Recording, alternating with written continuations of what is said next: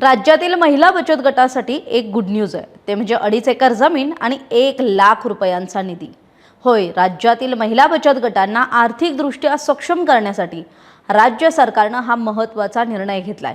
या योजनेच्या माध्यमातून बचत गटांना शेती, प्रक्रिया उद्योग आणि विविध उत्पन्न वाढीच्या उपक्रमांसाठी प्रोत्साहन दिलं जाणार आहे। ग्रामीण भागातल्या महिलांना स्वावलंबी बनवण्यासोबतच स्थानिक अर्थव्यवस्थेलाही यामुळे बळ मिळणार आहे आणि असं सरकारचं म्हणणं आहे। महिला बचत गटांना केवळ आर्थिक मदतच नाही तर स्वतःचा व्यवसाय उभारण्याची संधी उपलब्ध करून देण्याचा सरकारचा प्रयत्न आहे। त्यामुळे या योजनेकडे राज्यातल्या लाखो महिलांचं लक्ष लागलंय।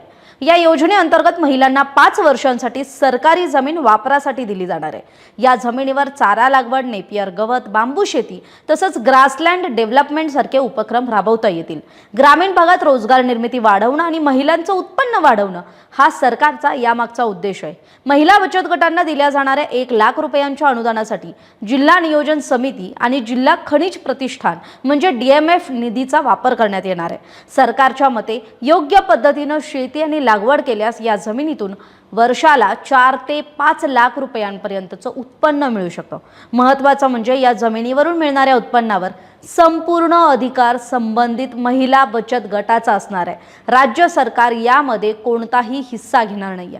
मात्र जमीन कायमस्वरूपी मालकीना न देता लीज पद्धतीने वापरासाठी दिली जाणार आहे। राज्यात खरं तर महसूल विभागाच्या ताब्यात मोठ्या प्रमाणावर पडीक सरकारी जमिनी आहेत आणि मग या जमिनींवरती खरं तर अनेकदा अतिक्रमण होण्याचा मोठा धोका असतो।